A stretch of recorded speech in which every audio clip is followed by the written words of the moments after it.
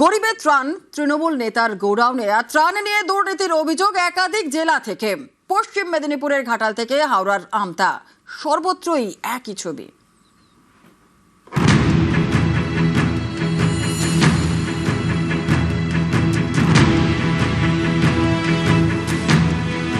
ফি বছর বন্যায় ভাসে ঘাটাল।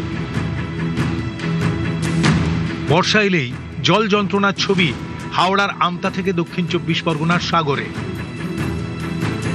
ত্রাণের পথ চেয়ে হা পিত্তেশ করে বসে থাকেন সাধারণ মানুষ। ত্রাণ মানে একটু খাবার আর একটা ত্রিপল, অভিযোগ সেটুকুও মেলে না। গত দুদিনে সেই ত্রাণ সামগ্রী উদ্ধার হচ্ছে রাজ্যের একাধিক জায়গা থেকে। ঘাটাল থেকে সাগর, এমনকি আমতাতেও একই ছবি। প্রতি ক্ষেত্রে মিল একটাই, ত্রাণ সামগ্রী উদ্ধার হচ্ছে হয় তৃণমূল নেতার বাড়ি থেকে, নয়তো গোডাউন থেকে।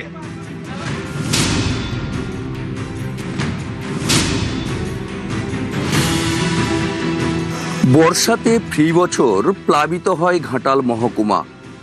সরকার ত্রাণ পাঠালেও সেই ত্রাণ কিন্তু সাধারণ মানুষ পান না বলেই দাবি করছেন এই মনসুকা এলাকার মানুষেরা।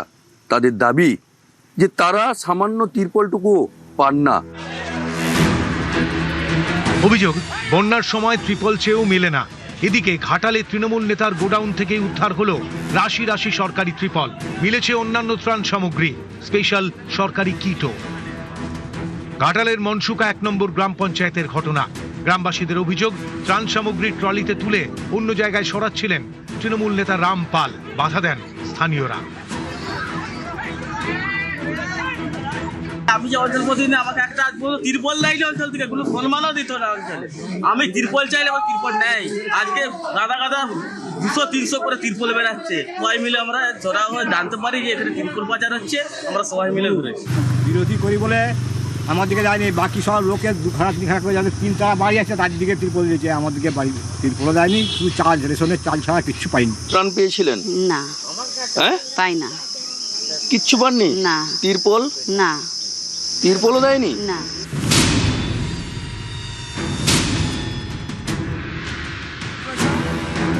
দুর্যোগের সময় ত্রিপল পাওয়ার কথা গরিব দুর্গতদের, কিন্তু সেই ত্রিপল বেরোচ্ছে তৃণমূল নেতার বাড়ি থেকে। দেখুন ছবিটা।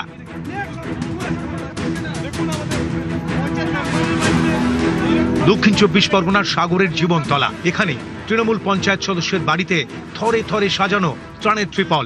গ্রামবাসীদের থেকে খবর পেয়ে তা বাজেয়াপ্ত করেছে পুলিশ। বিজেপির অভিযোগ, ত্রাণ সামগ্রী নিজের বাড়িতে লুকিয়ে রেখেছিলেন তৃণমূলের ওই পঞ্চায়েত সদস্য। অবিলম্বে তৃণমূল পঞ্চায়েত সদস্যকে গ্রেফতারের দাবি স্থানীয়দের। ওখানে যখন দেখলাম বাথরুম বাড়ির ঘরের কাছে পলিথিন, মাছের খাবার, অনেক কিছু ওনার বাড়িতে লুকানো হয়ে আছে। জনগণ সবাই চাইছি যে ওনাকে আবার অ্যারেস্ট করা হোক। দীর্ঘদিন ধরে বিভিন্ন কিটসগুলো, পঞ্চায়েতের কিটস থেকে শুরু করে জনগণের পরিষেবা প্রদানের জন্য যে সমস্ত কিটসগুলো সরকারি দপ্তর থেকে আসে সেগুলো কিন্তু স্টোর করে রেখেছিল, এবং ভোটের সময়ে এই মালগুলো প্রোভাইড করে জনগণকে কিন্তু ভোটারদেরকে কিন্তু প্রভাবিত করেছিল। কিছু কিছু ত্রিপল ওরা কিন্তু বিক্রি করেছে। ঈদে আমরা ব্যবহার করার জন্য এই ত্রিপলগুলো আমাদের ছিল। আমার কাছে এই 4টে ত্রিপল আর একটা পুরানো ত্রিপল, সেটা বিডিও সাহেব তার প্রতিনিধি মারফত রিসিভ করে দিয়েছেন। মোবাইলে আমার ছবি করা আছে।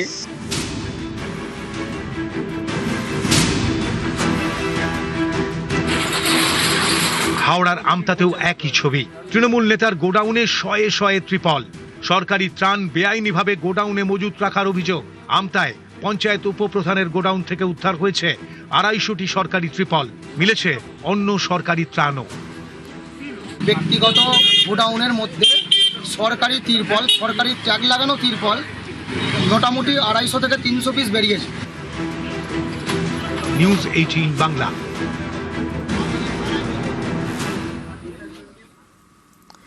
কান্দিতে শান্তনু সিনহা বিশ্বাসের হোয়াইট হাউস।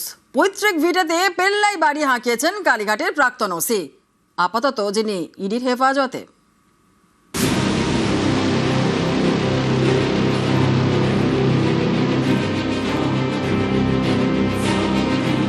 বাংলার মাটিতে যেন প্রাসাদের লড়াই। তৃণমূল নেতাদের বাড়ি বড় নাকি পুলিশের? মুর্শিদাবাদের কান্দির এই বাড়ি এ তো বাড়ি নয়, যেন প্রাসাদ, হোয়াইট হাউসও বলা চলে। কান্দির এই হোয়াইট হাউসের মালিক কলকাতা পুলিশের ডেপুটি কমিশনার শান্তনু সিনহা বিশ্বাস। জমি প্রতারণা মামলায় যাকে গ্রেফতার করেছে ইডি, এ সৃষ্টি তাঁরই।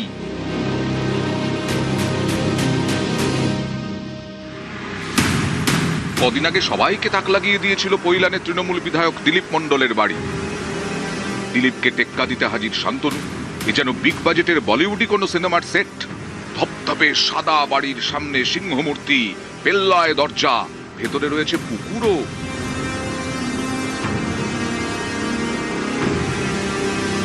ছিলেন ওসি, তারপর ডিসি। সেই শান্তনু সিনহা বিশ্বাসের পৈতৃক ভিটে কান্দি পুরসভার ৮ নম্বর ওয়ার্ডের জেমো বিশ্বাস পাড়াতে। কবছর আগেও ছিল ইটের বাড়ি, 5 বছরের মধ্যেই ভোলবদল। ইটের বাড়ি একেবারে রাজপ্রাসাদ।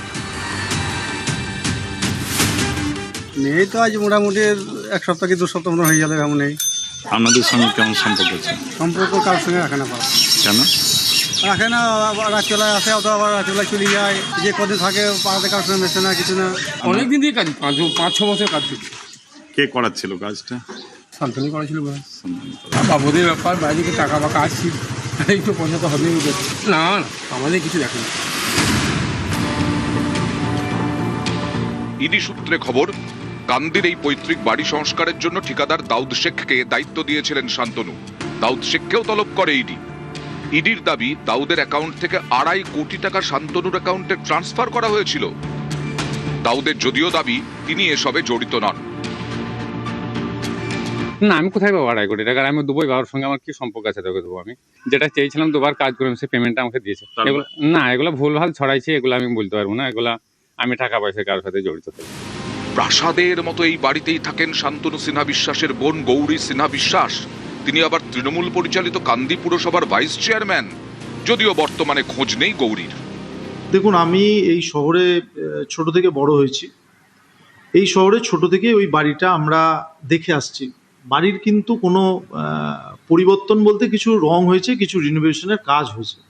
সেখানে কিন্তু এই বাড়িটা অতি প্রাচীন বাড়ি। বাড়ির কিন্তু স্ট্রাকচারে কিন্তু সেই অর্থে পরিবর্তন নেই।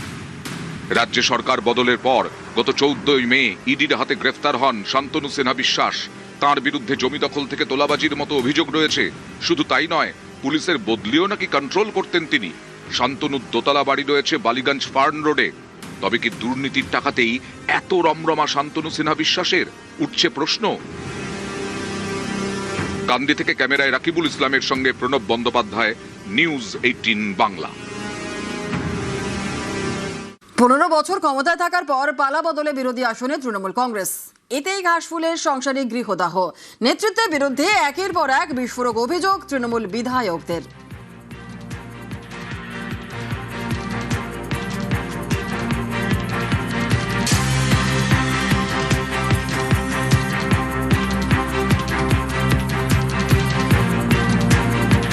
পনেরো বছর ক্ষমতায় থাকার পর পালা বদলে বিরোধী আসনে তৃণমূল কংগ্রেস, আর এতেই ঘাসফুলের সংসারে গৃহদাহ। নেতৃত্বের বিরুদ্ধে একের পর এক বিস্ফোরক অভিযোগ তৃণমূল বিধায়কদের।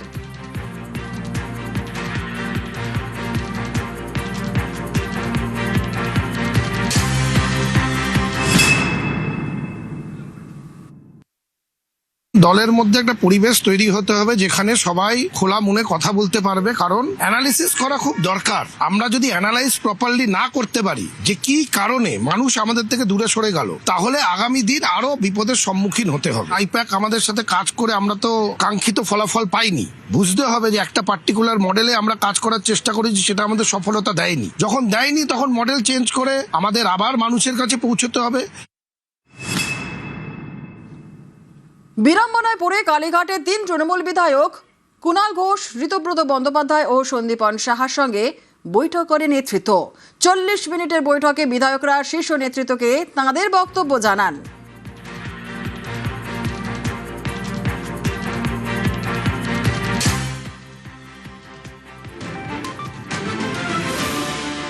সন্দীপন এবং ঋতব্রত এবং আমরা বেশ কিছু বিষয় আমরা কিন্তু মন খুলে কথা বলেছি।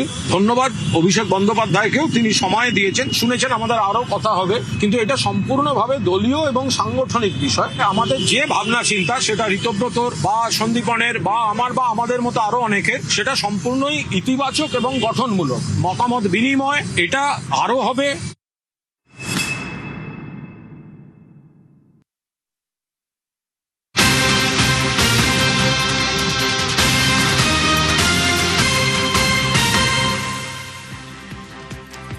রাজ্যের মাদ্রাসাগুলিতে বন্দে মাতরম বাধ্যতামূলক। মাদ্রাসাতে গাইতে হবে জনগণ মন বন্দে মাতরম। নির্দেশিকা জারি করল রাজ্যের শিক্ষা দপ্তর। সরকারি বেসরকারি সব মাদ্রাসাতেই নির্দেশ কার্যকর। অবিলম্বে নির্দেশ কার্যকর করতে বলল শিক্ষা দপ্তর।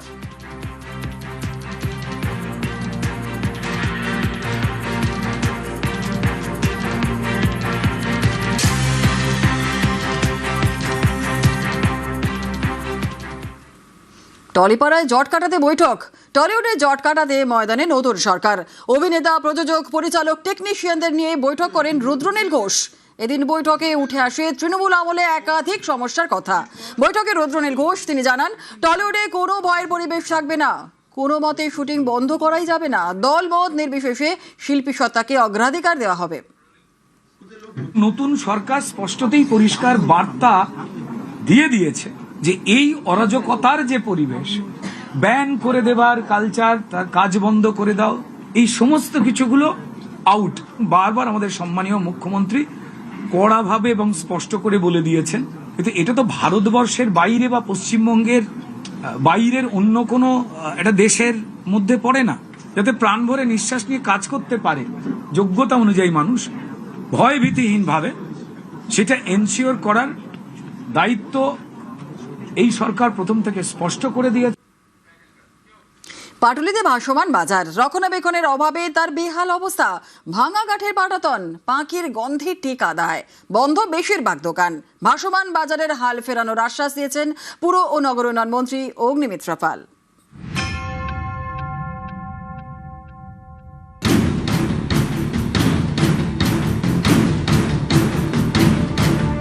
কোথাও ভাঙা পাটাতন, কোথাও আবর্জনা স্তূপ, কোথাও পাঁকের গন্ধের টেকা দায়। একসময়ে এটাই ছিল সুসজ্জিত বাজার, ফ্লোটিং বাজার। 2020 সালে আমফানের পর থেকে ভাঙাচোরা অবস্থায় পড়ে রয়েছে পাটুলির এই ভাসমান বাজার।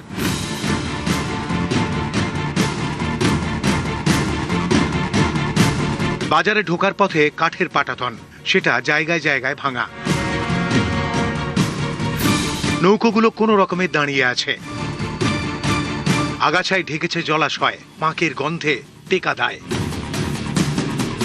ফল যা হওয়ার তাই হয়েছে। একে একে বন্ধ হয়েছে দোকান, ক্রেতাদের আনাগোনা কমেছে, বিমুখ হয়েছেন বিক্রেতারাও। বাজারটা অন্যরকম করে দেবে বলে লোকজন এসেছিল, কিন্তু এখানে কি বলে কাউন্সিলর না কেউ বলেছে না আবার যে নৌকা সেই নৌকা হবে, সেইখানে ওরা কি নিয়ে আলোচনা করলো, তারপরে বন্ধ থাকে, তারপরে আর কেউ আসে না, এ করে না। এই মার্কেট যখন হয় তখন আমি দেখেছি, হওয়ার পরে বেশ কিছুদিন চলার পরে মানুষও প্রচুর ভিড় হতো, দেখতে আসতো বিভিন্ন জায়গা থেকে। তারপর তো আস্তে আস্তে ভাঙতে শুরু করলো। তারপর তো এরা সব রাস্তার মানে মাঝখান থেকে সাইডে চলে এসছে, কোনো রকম দিন কাটাচ্ছে আর কি। 2016 পাটুলিতে ভাসমান বাজারের পথ চলা শুরু। ইএম বাইপাসের ধারে 100টিরও বেশি নৌকোর ওপর তৈরি হয় বাজার। এর জন্য খরচ হয় প্রায় 6 কোটি টাকা। একটা সময় এখানে বসতো সবজি মাছের বাজার, ছিল নানা দোকান।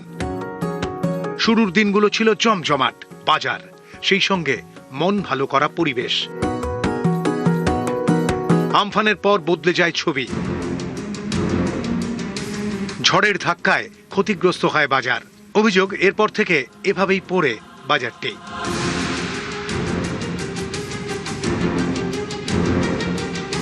অনেক চেষ্টা করেছি, বিভিন্ন জায়গায় চিঠি দিয়েছি, রিপেয়ারিংয়ের জন্য আবেদন করেছি। কেএমডি এর সিইও যিনি আছেন, সিইওকে চিঠি দেওয়া হয়েছে, জানাব ফিরাদ হাকিমকেও কেএমডিএ মার্কেট সম্বন্ধে জানানো হয়েছে, বারে বারে সুফল পাইনি। এলাকার উন্নয়নের ক্ষেত্রে যেখানে যেখানে যতক্ষণ পর্যন্ত আমি পৌর প্রতিনিধি, আমার টেনিওর আছে, আমি সব জায়গায় আবার জানাবো। রাজ্যে পালা বদলের পর এখন হাল ফেরার আশা।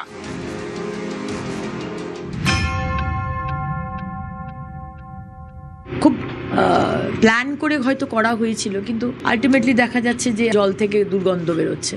তো এগুলো সবই করা হবে, মানে অনেক কিছু আমাদের প্ল্যানিং এর মধ্যে রয়েছে। এবং আমি যেহেতু একটি ক্রিয়েটিভ জগৎ থেকে আসি, আমার এগুলো নিয়ে আরো বেশি ভালো লাগে কাজ করতে আর কি। বিশ্বাস রাখুন, এগুলো সবকিছু নিয়ে আমরা ভাববো, মাননীয় মুখ্যমন্ত্রীর নেতৃত্বে অনেক ভালো কাজ হবে। এখানকার ব্যবসায়ীরা তারা আশা রাখছেন যে নতুন যে সরকার ক্ষমতায় এসেছে, তারা এই যে জায়গা রয়েছে সেই জায়গার ভোল বদলে দিতে পারে এবং নতুন ভোরের নতুন বাজারের আশা রাখছেন তারা। ক্যামেরায় অর্চনের সঙ্গে প্রীতি, নিউজ 18 বাংলা, কলকাতা।